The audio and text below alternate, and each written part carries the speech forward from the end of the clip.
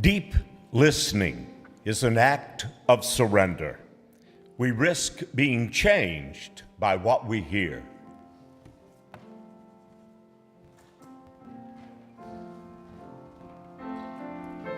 Let's sing. I invite you to rise, body or spirit.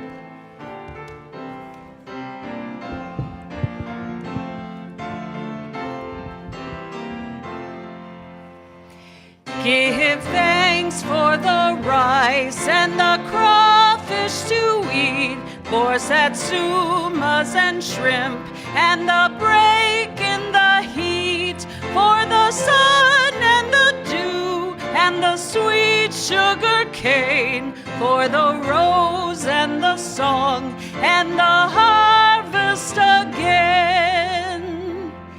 Give thanks for the mills and the farms of our land, for craft and the strength in the work of our hands, for the beauty our artists and poets have wrought, for the hope and affection our friendships have brought. Give thanks for the homes that with kindness are blessed, for seasons of plenty and well-deserved rest, for our country extending from sea unto sea, as we work to make it a land for the free. So welcome to the Unitarian Church. My name is Nathan. I'm one of your ministers. I'm pleased to welcome you today. They're never going to take credit for this. Online people, I'm looking at our music director. That hymn that we only really can sing once a year because it's kind of the build-up to Thanksgiving, it was written, it's like number 69 in the hymnal if you want to read the original words, and it was the most New England-specific song that could exist. It's like we're thankful for the beautiful multicolored trees and the snow that's coming, and I don't know what they harvest up north, like apples or something. And so Lee rewrote the words to make it a little more Louisiana relevant. So thank you, Lee.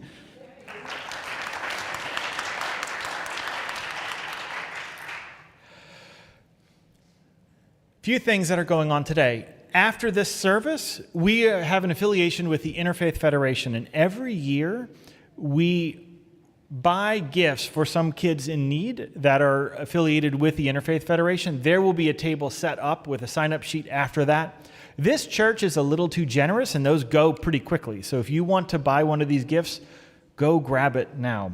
During middle hour, we are in room 6 is a discussion of where this church has been and how to become more engaged and a part of this church. And in room 7 is the social justice subcommittee on the sub-team on climate change. So room 6 is all the way back there. Room 7 is over there. And remember, December 1st, next week, is the start of Advent. And we are going to have the Christmas tree decorating party next week at about 3 o'clock. I'm going to say 4 to see if Kathy's paying attention and correct me. 5 o'clock. It's at 6 o'clock. It's not at 1. I know it's not at 1. So I'm waiting for online people. Kathy's sitting in the back talking to someone and doesn't know that I'm trying to get her attention. Christmas tree decorating party is at 1-ish. All right, I was wrong, and everyone who reads all of this stuff was right. Here's what's going to happen. 9 o'clock people come to service. Everything's good. But go home, get your food ready, come back at 12:30. We're going to eat, and then we're going to have a Christmas tree decorating party. There's going to be glitter and doodads and whatever. No glitter. I hear there's lots of glitter that will be available to everyone, both in potluck form and to make ornaments. This is not just for kids. This is for families of all ages. That's next week. Good? Good. All right. The other thing is we have in the back, if you need these for Thanksgiving, gratitude prompts, just if that's something that would be helpful for you. They are sitting over there somewhere, right, Kathy? Yeah, right behind Kathy. The other thing for you to know, we have this preaching class that we had offered, and we had a bunch of people who took it, and we volunteered up some of the Sundays, but we ran out of Sundays because so many people took the class and wanted to preach. And so I went to two of our best preachers, not to compare, just to compliment these two. And I said, I only have one spot left. How do you want to work it? And so Melanie Mayu, and I'm not going to point out Penny because she's not up here for some reason, and you'll just have to figure out who she is later when she is up here. But they said, you know what, we want to collaborate on a service, and that's what they're doing today. So I'm very pleased to offer, I don't even know where to begin describing the work that these two have done in this church. Penny has helped with fundraising, she's helped with communications, all sorts of stuff. And Melanie was on the board and ministerial search committee and grant team, safety team, all sorts of stuff. So we are very pleased to have that today. It's so good to be together in church. Online people, we're glad that you can be a part of us. Would you all join me in this morning's opening prayer and reflection? The God that we know when we see love and hope and kindness and forgiveness, that mystery named and unnamed for generations. Be with us on this morning and hold all of those who know this next season coming up is going to be difficult. All of those who know that they are going to be reminded of someone that they loved who is no longer with us. All of those who know they now have to have very difficult conversations with family and friends. All of those who wish for a world that was better. A world where children do not have to worry about bombs. Where the poor do not get overtaxed by an overzealous government to pay for gifts to the rich. A world where people are allowed to be exactly who they were born to be, without those in power trying to amass more power by finding those on the margins that they can target for more division. Help us to remember that we are a grateful people and a loving people, and that sometimes our heartbreak is because we have so much love for this world. Help us to hold everyone who should be at the table together. May you be at peace. May you know love. Amen.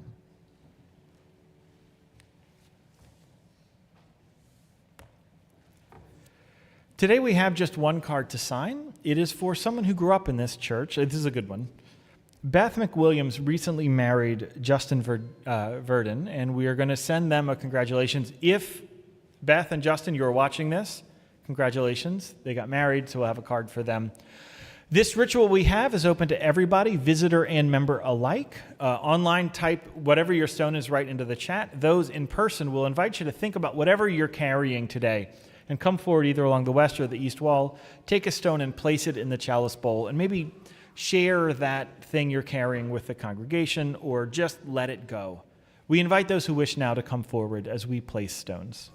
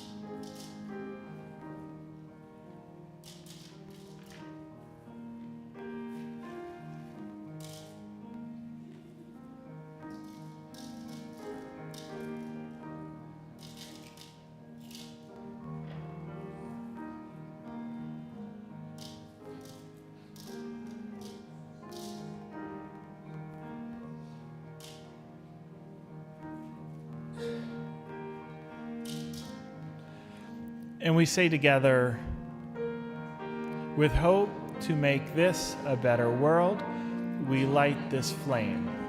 Its light is the symbol of the power of love.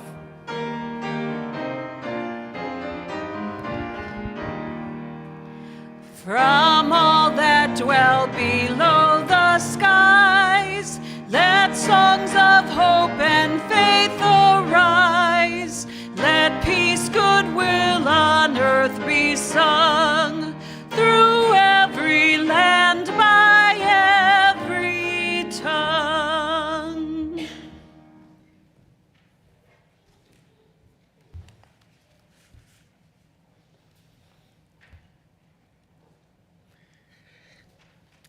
You'd be a grouch too if you lived in a trash can.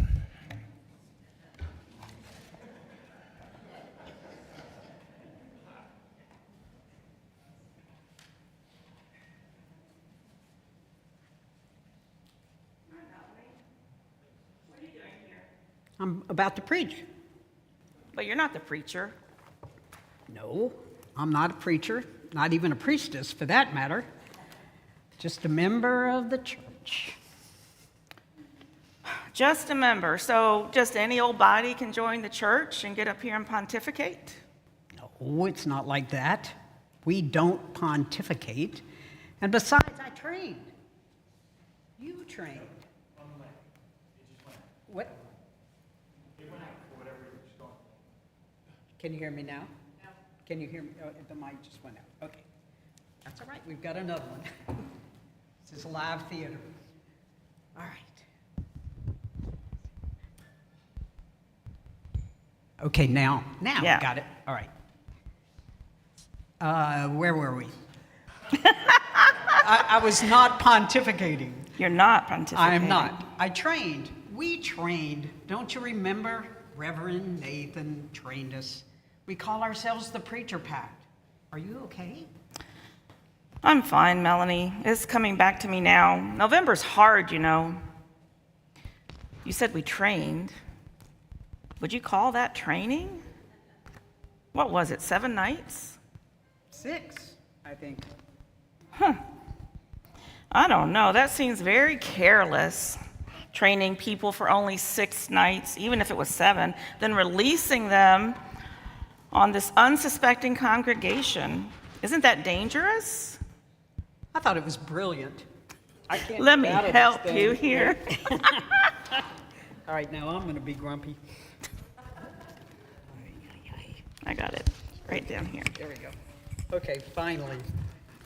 All for the first service on All for the camera. first service, Yeah. which is always the dress rehearsal. Right? Okay. So anyway, it is very dangerous if you ask me. I thought it was brilliant. You signed up.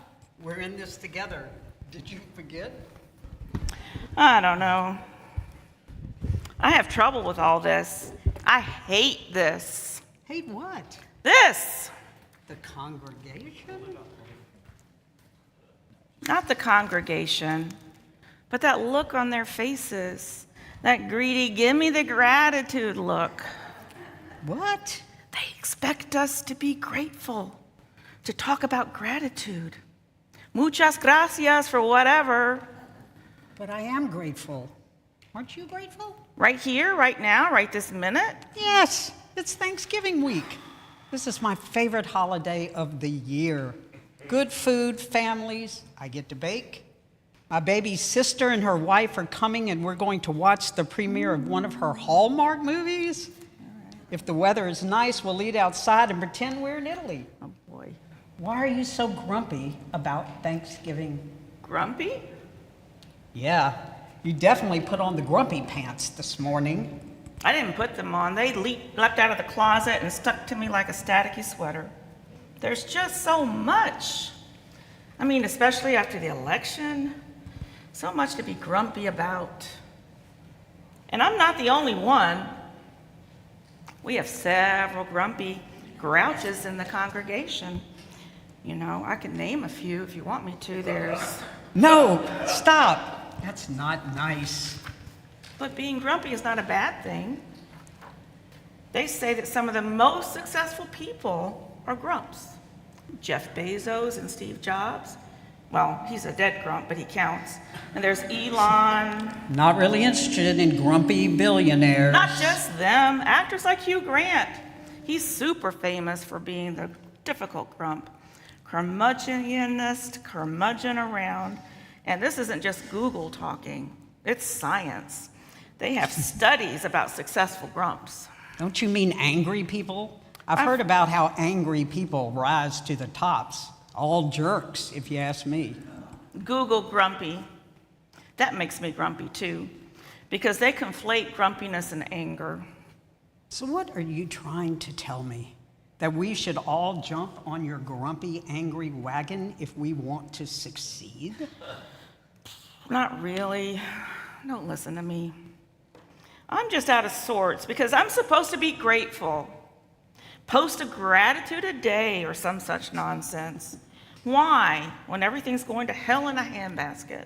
Penny, you need to focus. You can't be grumpy, it's Thanksgiving. You can't make me be grateful. Seriously, this is a Thanksgiving service. Let's share some thoughts about family and food.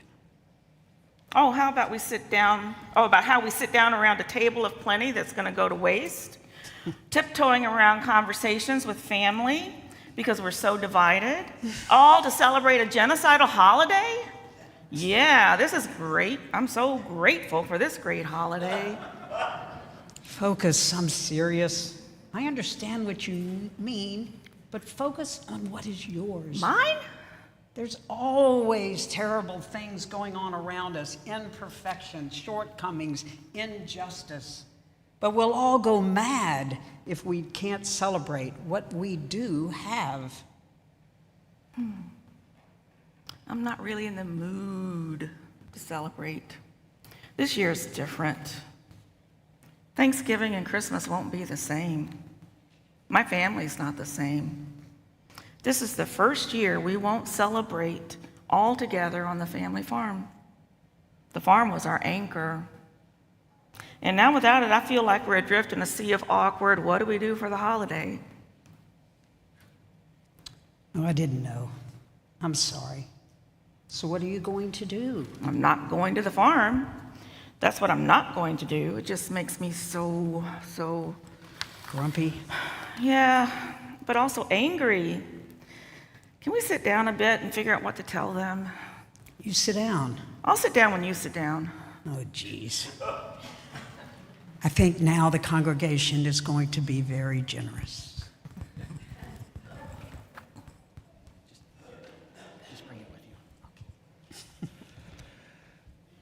So periodically, this is behind the scenes, but the volunteers in the tech booth and I and Lee will make offerings to the technology gods.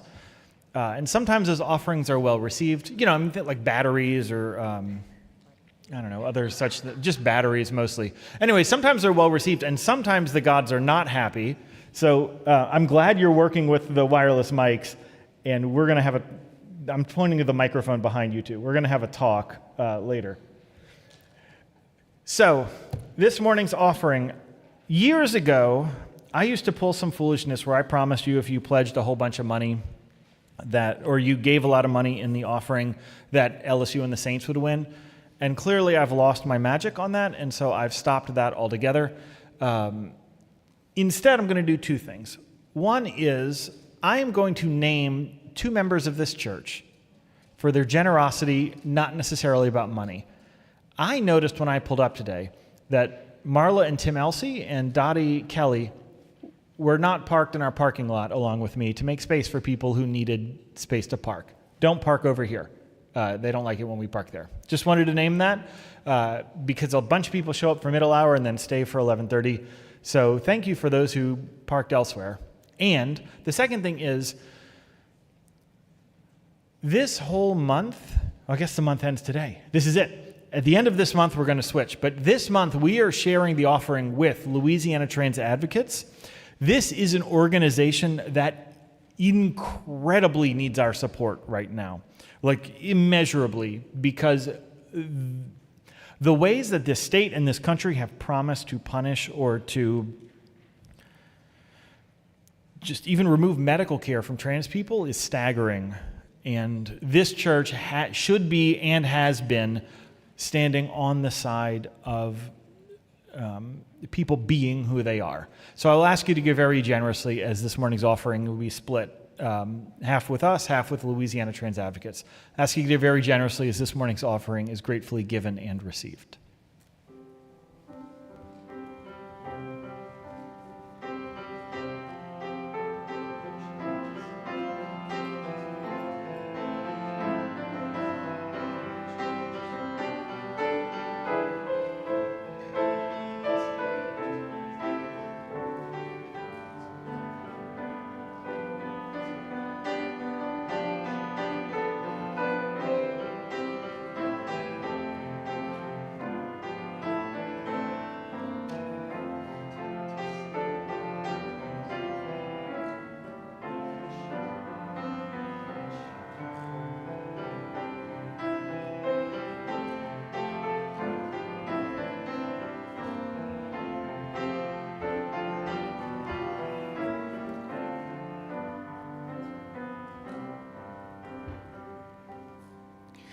Have you ever gone through something horrible that completely devastated you, only to have everyone around you tell you to be positive? If so, then you've experienced toxic positivity. According to David Kessler, a grief counselor, toxic positivity is positivity given in the wrong way, in the wrong dose, at the wrong time. Put simply, toxic positivity is the act of dismissing someone else's emotions while asserting positivity rather than validating their actual feelings. And while most people who use toxic positivity are truly well-intentioned, their actions can be very distressing to someone who is genuinely dealing with something difficult. Sometimes toxic positivity can even come in the form of quotes like, "No bad days, always think positive," etc. They may seem pretty harmless on the surface, but that is exactly the problem. Toxic positivity is shallow. However, not all positivity is bad, of course. It's all about delivery, and there is most definitely a difference between toxic positivity and support and validation.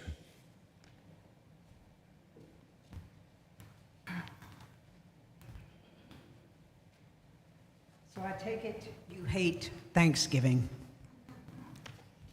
Hate's a strong word. The food is fine. I like the food. And family.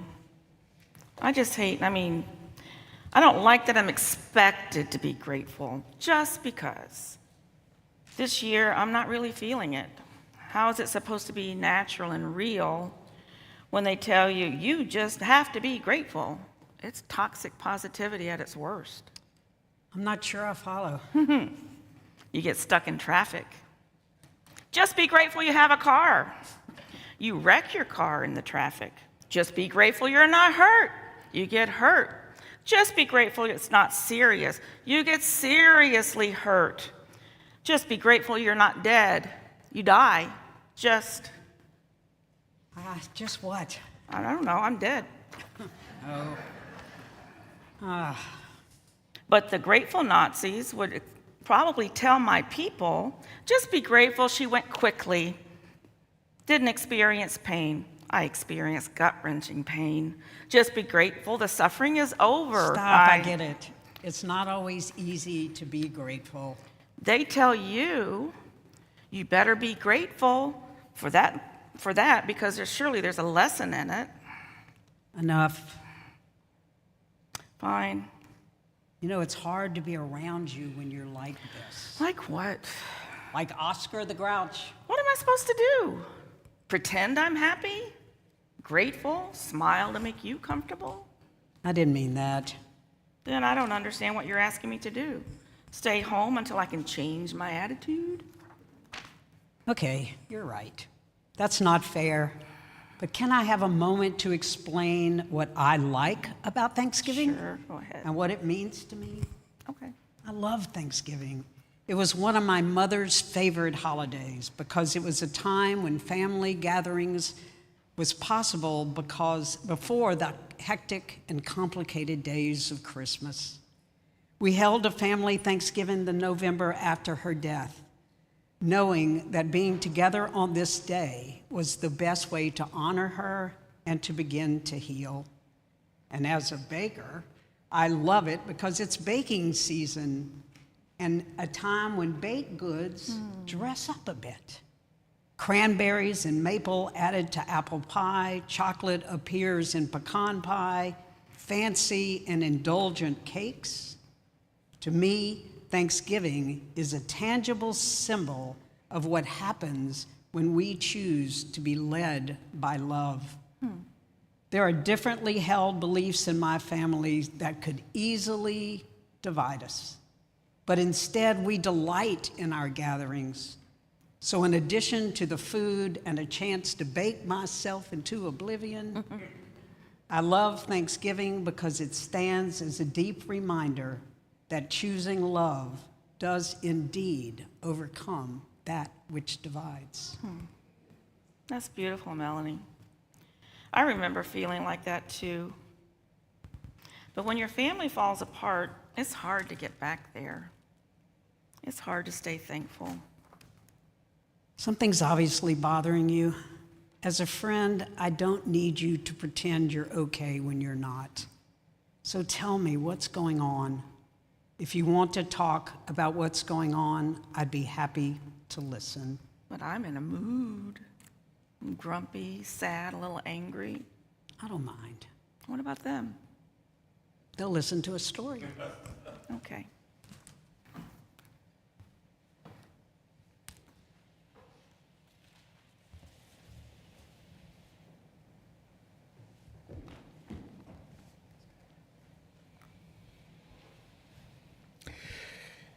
You know you're unapproachable.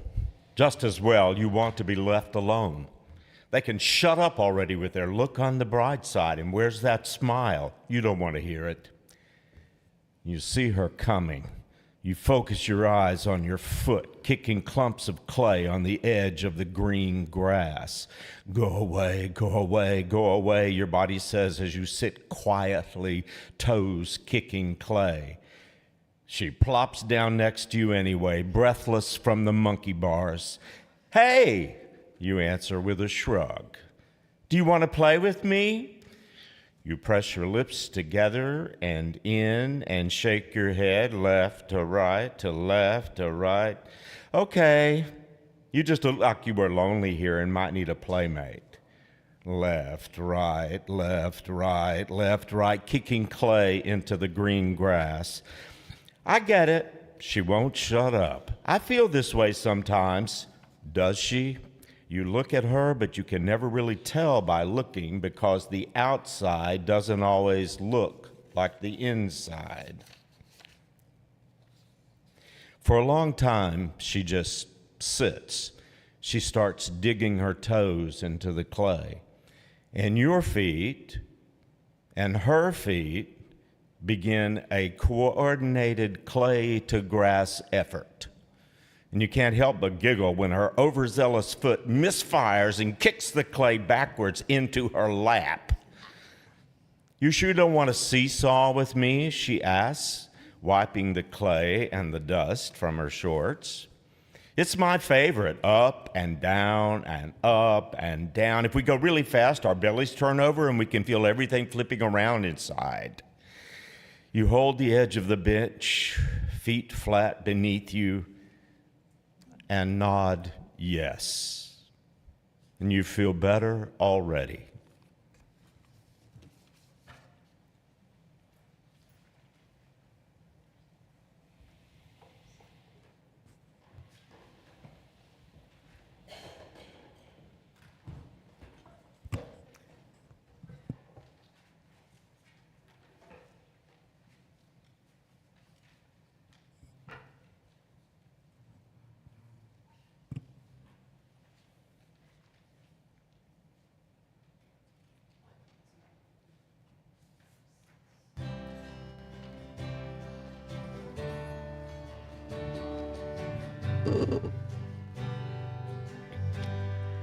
A day in December,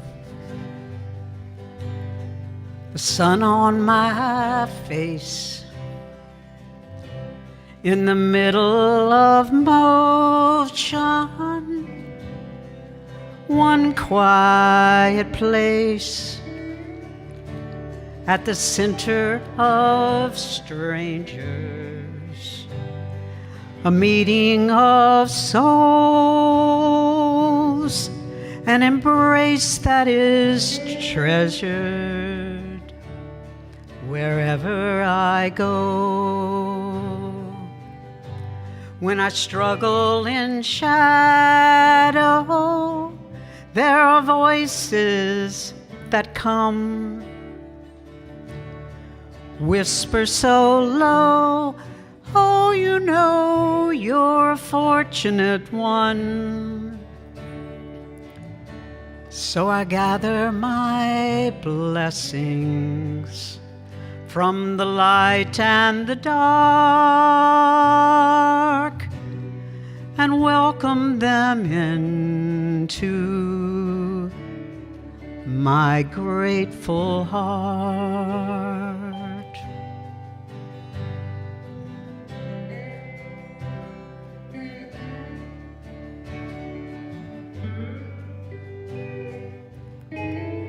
The blue of the moonlight, all the heavens contain, the madness of music helps keep me sane. At the core of confusion, a small flame that glows, therein to guide me wherever I go. Slighting the spirit, all my feelings go numb. Then it comes like a kiss. Remember this, you're a fortunate one. Then I gather my blessings from the light and the dark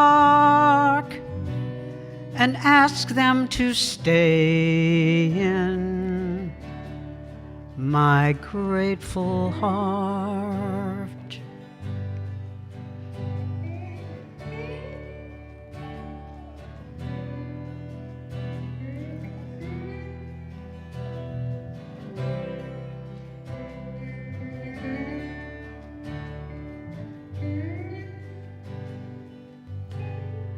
Day that's remembered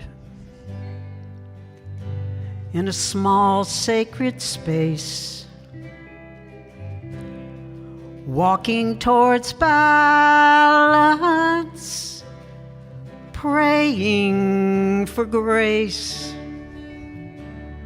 I gather my blessings like the gifts that they are, and place them quite gently in my grateful heart. And place them quite gently in my grateful heart.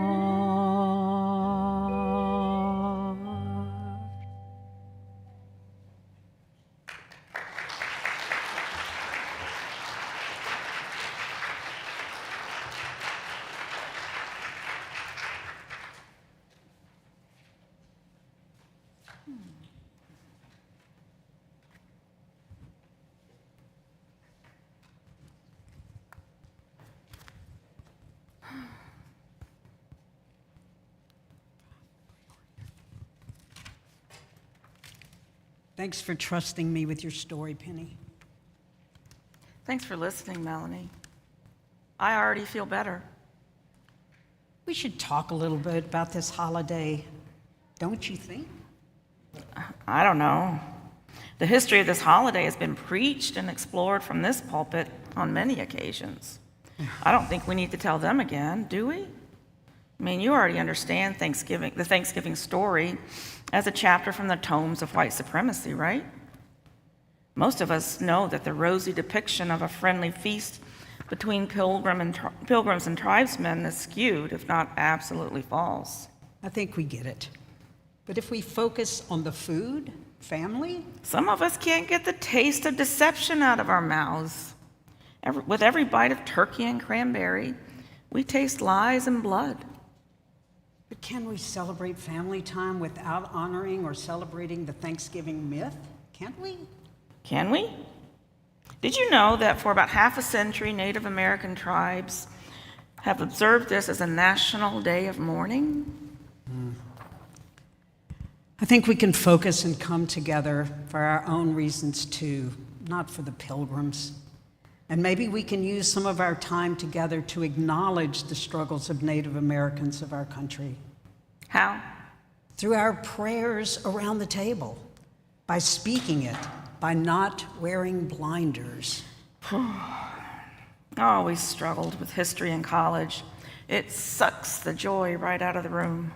Like grumpy people. I see what you're doing there, but that's fair.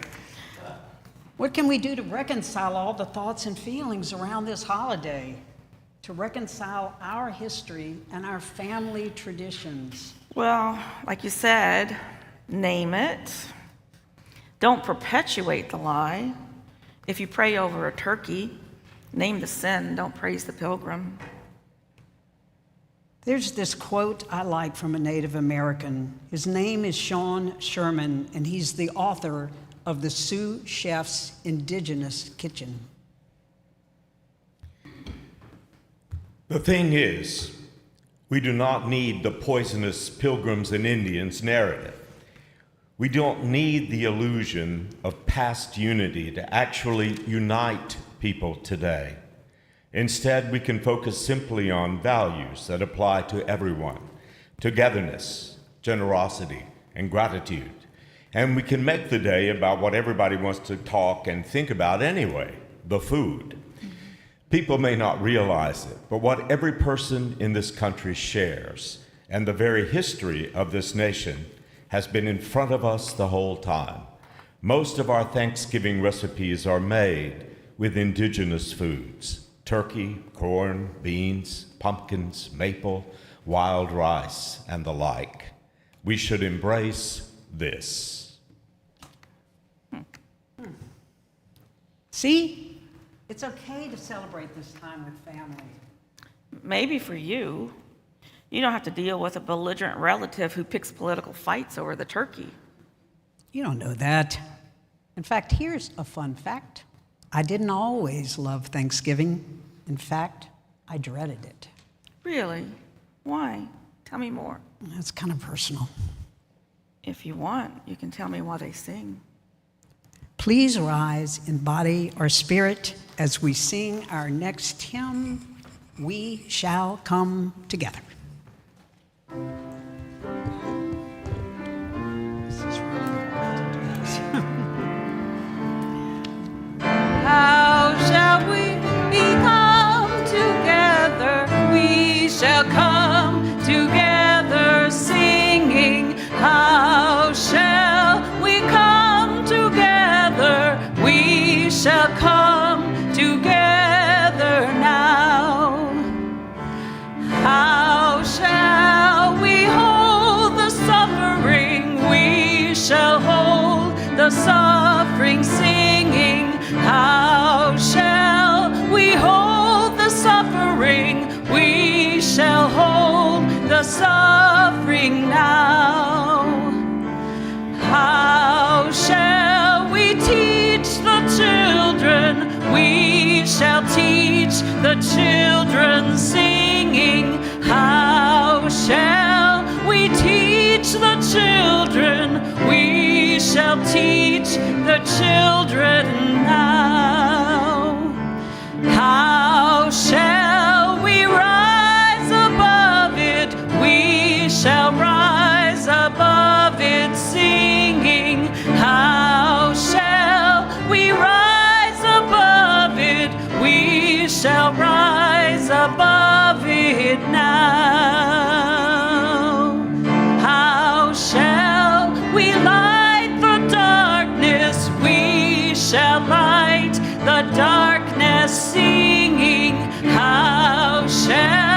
we light the darkness, we shall light the darkness now.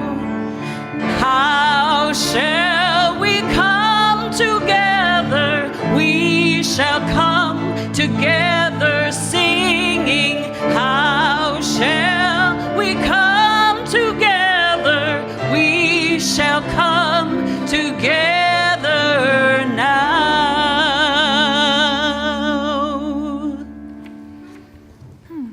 You know, I'm kind of glad you were in a grumpy mood today. Really? Why? To remind me, it's easy to forget when you're caught up in that holiday spirit that not everyone is on board. You know, I really had forgotten I was there too, that I used to dread Thanksgiving too. Family can be great, but it can also be dreadful. I'm grateful to you, Melanie, Why? for listening without judging me. I needed that. I'm sure it's not over. I have more feelings to process, but just knowing that someone knows and heard me, that helps. And I can focus on the things that will be good. A fun trip to Virginia. I'll get to visit a couple of my kids, my ex and his partner, and a beautiful cabin in Virginia. It will be different, but it'll do my heart some good. If it gets to be too much, you have my number, right? You can call me. Thanks. You too. I know you're looking forward to the feast with your family, but if it goes sideways and you need someone to listen to you, call me. I most definitely will. Isn't this something? What? You're a lot less prickly now. I like those grumpy pants lost all of their static and fell off. Oops. Dang, you're right. I feel a lot lighter. The dread seems to have slid right off my heart, too. One of the things I love about this church is that all are welcomed here. The happy ones and the grumpy ones. And I'm grateful that when I come here, I never leave unchanged. Now please rise in body and spirit as you are able as we sing our closing hymn, a hymn of thanksgiving, written words by our late Earl Ramsdale.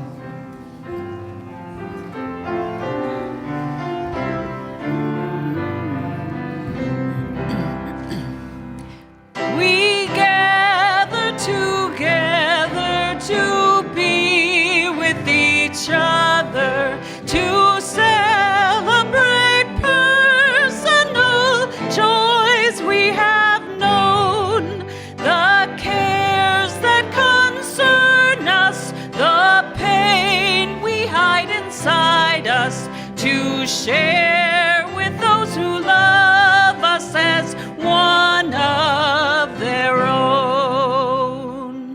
We come to consider the world that surrounds us, to learn from each other the truths we hold dear. The flame of our chalice dispels the gloom and malice that fill the hearts and minds of so many with fear. We welcome among us all those who would join us, whatever their culture, the truths we ever creed. One spirit unites us, one purpose leads and guides us to be here for each other, whatever our need. And so in thanksgiving we join in affirming all those who in fellowship strive hand in hand to share with each other as sister and brother, a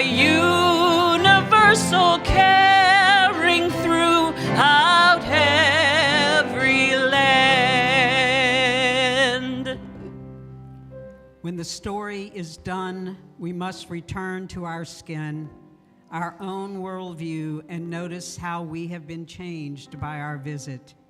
So I ask myself, what is this story demanding of me? What will I do now that I know this? As we explore the complex dance between gratitude and grumpiness, may we practice this deep listening to ourselves, to one another, and to the stories we carry. Go in peace. Amen. Namaste. All right.